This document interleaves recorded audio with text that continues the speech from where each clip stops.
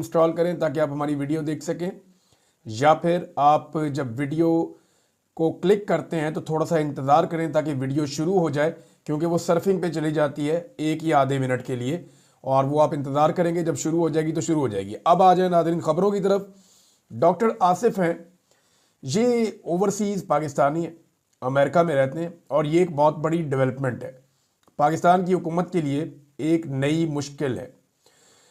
मैं पहले थोड़ा सा आपको बताऊं, डॉक्टर आसिफ, ये आप एक तस्वीर देखें, इसमें खड़े हुए हैं साथ रिचर्ड ग्रेनल के।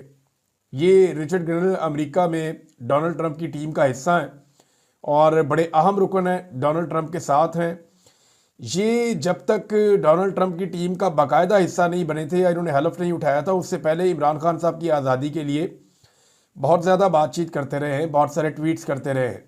लेकिन ट्रंप एडमिनिस्ट्रेशन का हिस्सा बनने के बाद और वाइट हाउस की टीम का हिस्सा बनने के बाद इन्होंने बात नहीं की थी ऐसे खुलकर, जिसके ऊपर बहुत प्रोपेगेंडा किया जा रहा था। और इमरान खान साहब के मुखालिफिन या बहुत सारे लोग जो इस वक्त मौजूदा रजीम में पाकिस्तान में मौजूद हैं या उसके बेनिफिशरी हैं, वो सारे ये कह रहे थे कि रिचर्ड ग्रेनल को काबू कर लिया गया और बहुत सारे लोगों को शट अप कॉल चली गई है।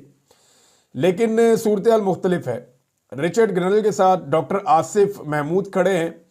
ये इमरान खान साहब के दोस्त हैं और पाकिस्तानियों के बड़े हमदर्द हैं। डॉक्टर साहब जो हैं वो ये बड़े लंबे अरसे से कोशिश कर रहे हैं कि कुछ और साथी भी हैं वो भी कोशिश कर रहे हैं कि पाकिस्तान में रूल ऑफ लॉ आ जाए, इमरान खान साहब की गैर कानूनी गिरफ्तारी को ख़त्म किया जाए, उन्हें रिहाई मिले, पाकिस्तान में मैंडेट जो है उसका एहतराम किया जाए और इंसानी हकूक़ की पामालियाँ और जो खिलाफ वर्जियाँ हो रही हैं वो बंद की जाएँ। जब मुझे जबरी तौर पे लापता किया गया था तो मुझे बाद में पता चला कि डॉक्टर साहब ने बहुत आवाज़ उठाई थी और बहुत सारी जगहों पे, क्योंकि डॉक्टर साहब की बहुत सारी जगहों पे अहम जगहों पे अप्रोच है, तो इन्होंने वहाँ राब्ता भी किया कि पाकिस्तान में एक सहाफ़ी को जबरी तौर पे इंटेलिजेंस एजेंसीज़ ने लापता किया हुआ है, लिहाजा उसकी बाजियाबी के लिए अपना किरदार अदा करें।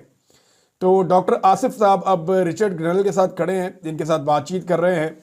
तो रिचर्ड के साथ बात करते हुए उन्होंने पाकिस्तान का जिक्र छेड़ा और पाकिस्तान के बारे में बात की। तो रिचर्ड ने एक मरतबा फिर वही अपना मौक़िफ़ दोहरा दिया जो पाकिस्तान हुकूमत नहीं चाहती कि वो दोहराए। इससे ये पता चलता है कि डोनाल्ड ट्रंप की एक्चुअल टीम क्या सोच रही है पाकिस्तान के बारे में। देखें, पहले तो अमेरिका को पाकिस्तान के मामलात में मुदाखलत नहीं करनी चाहिए। मैं पहले दिन से इसके ख़िलाफ़ हूँ कि कोई भी मुल्क पाकिस्तान के अंदरूनी मामलात में मुदाखलत करे। लेकिन इंसानी हकूक़ का मामला जो होता है, ह्यूमन राइट्स का, आज़ादी इज़हार राय का, ये अब किसी मुल्क का अंदरूनी मामला नहीं है। यानी हम दुनिया भर में आवाज़ उठाते हैं जहाँ पे भी गैर इंसानी सलूक होता है इंसानों के साथ, तो ये हमारा राइट है।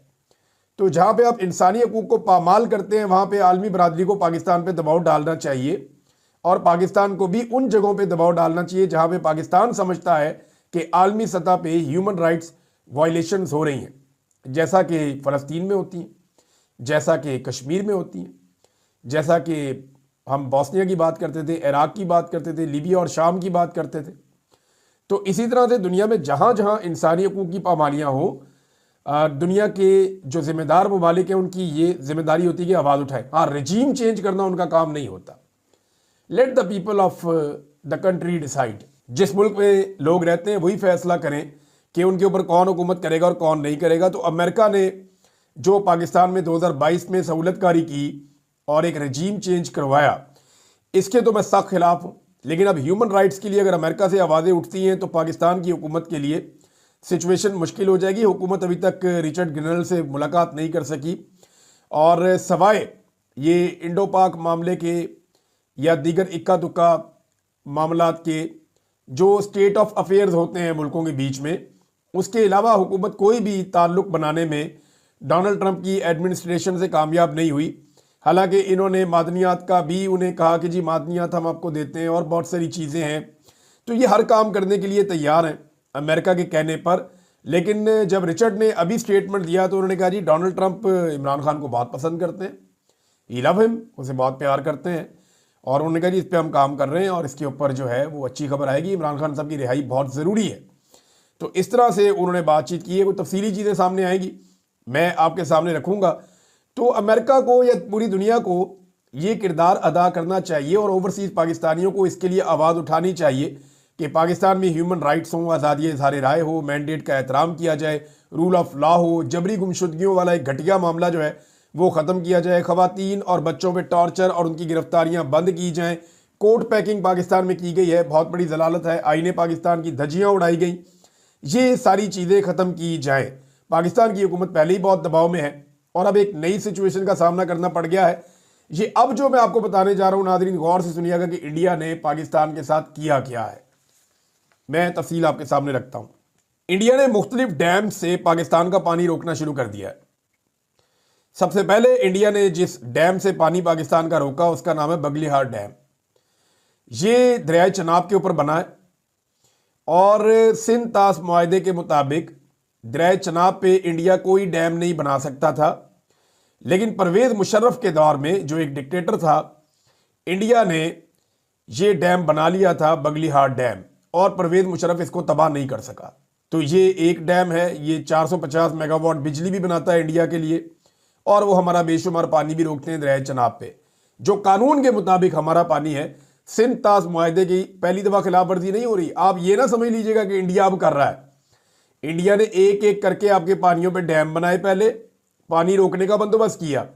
जब उनके पास पानी रोकने का बंदोबस्त हो गया तब उन्होंने मौके का इंतजार किया और अनाउंस कर दिया अब हम रोक देंगे। अब वो रोक रहे हैं।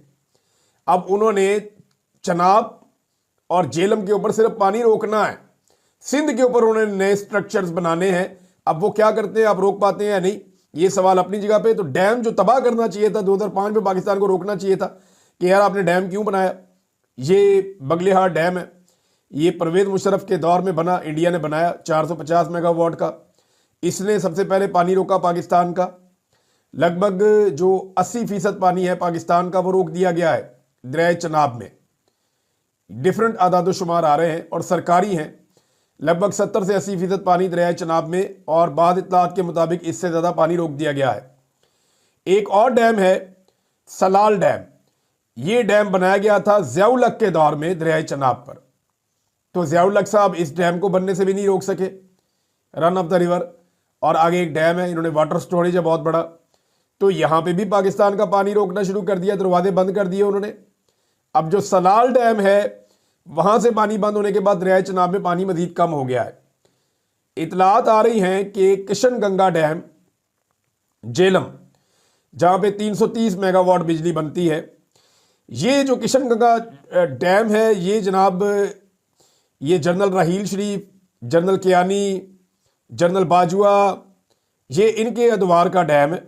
और अशफाक परवेज कियानी और ये सारे इस दौर में आर्मी चीफ रहे हैं, इनके अदवार में ये डैम बनता रहा है।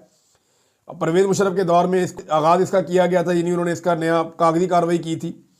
फिर अशफाक परवेज कियानी साहब का दौर आया, जनरल साहब का, ये डैम बनता रहा। राहील शरीफ साहब का दौर आया, ये डैम बनता रहा। जनरल बाजवा का दौर आया, ये डैम बनता रहा और ये डैम बन गया। ये पाकिस्तानी पानी के ऊपर डैम बना रहा है इंडिया। हम इसको एक्ट ऑफ वॉर डिक्लेयर कर रहे हैं, क्योंकि वो डैम बना रहा था, पानी नहीं रोक रहा था। क्योंकि पानी आपके मुल्क में आ रहा था तो आपको प्रॉब्लम नहीं था, आपको ये था कि इंडिया डैम जरूर बना रहा है लेकिन पानी हमारा नहीं रोकेगा। ये अंडरस्टैंडिंग शायद पाकिस्तान की और इंडिया की एस्टेब्लिशमेंट की आपस में थी। हुकूमतों का तो देखें लेना देना ही कुछ नहीं होता, ना नवाज शरीफ कुछ बेचता है, ना इमरान खान, ना जरदारी, कोई भी नहीं। ये तो हुकूमत का बस बराए नाम ही हिस्सा होते हैं, इन्हें क्या पता कि ये क्या चल रहा है। पाकिस्तान में तो सारा कंट्रोल ही एस्टेब्लिशमेंट ने अपने हाथ में रखा हुआ है, सिविलियन के हाथ में कंट्रोल होता। हम उन्हें पूछते तो सही, आज उनको पूछते जनाब आपने ये क्या किया। लेकिन मैं आपको बता रहा हूँ कौन कौन बंदा था। राहील शरीफ, जनरल कियानी और जनरल बाजवा, इनके दौर में जनाब बन गया किशन गंगा डैम। अब ये दरिया झेलम के ऊपर है, इस पे अगर उन्होंने पानी रोका तो दरिया झेलम भी खुश्क होना शुरू हो जाएगा। रतले हाइड्रो पावर प्रोजेक्ट, इसके ऊपर भी वो काम कर रहे हैं। ये 850 मेगावाट का बहुत बड़ा डैम है जिसपे इस वक्त इंडिया काम कर रहा है। और भी बहुत सारे छोटे बड़े स्टोरेज है, वाटर स्टोरेज, जो इंडिया ने हमारे पानियों में बनाए हैं। जब हम हमारे पानी कहते हैं ना, तो हमारे पास टोटल 6 पानी है जो इंडिया और पाकिस्तान में तकसीम हुए। 3 पानी भारत के, रावी, सतलुज और ब्यास, सिंध ताश मुआहदे के मुताबिक आप जितने मर्जी डैम बनाए आपकी मर्जी, तीनों खुश्क हो गए। 3 जो मगरबी दरिया है, और इन्हीं मगरबी दरियाओं से हम नहरें निकाल के अपने मशरकी दरियाओं का पानी भी पूरा करते हैं, ये हमारे थे। अब ये जो मैं स्ट्रक्चर्स और आपको बात बता रहा हूं ना, ये हमारे डैम्स के ऊपर उन्होंने बनाए हैं। और अब अमली तौर पे भारत ने पानी रोकना शुरू कर दिया है। तो सवाल यह है कि क्या भारत को पाकिस्तान पे हमला करना चाहिए इस वक्त? मेरा तो नहीं ख्याल कि उन्हें हमला करना चाहिए, अपने फौजी मरवाने चाहिए। वजह यह है कि मैं पहले आपको कह चुका हूं, जब शुरू में ये जंग वाली सूरत हाल बनी थी कि भारत ने पाकिस्तान पे स्ट्राइक कर दी है सिंध तास माहिदा मुअत्तल करके, और अब उन्होंने अमली तौर पे पानी रोकना शुरू कर दिया है। तो अगर वो पानी रोक लेते हैं तो ये वो कामयाबी है उनकी, इंडिया की। फिर जब उन्होंने डैम बनाए, आपने बनने दिए, वो डैम बना के उन्होंने खड़े कर दिए, आपने उसको देखते रहे, आपने वो गिराई नहीं, आपने बात ही नहीं की, आपने मुकदमा ही नहीं लड़ा पाकिस्तान का। और अब जब डैम पानी रोक रहे हैं तो अब आप कुछ कर नहीं सकते। क्या कर सकते हैं आप?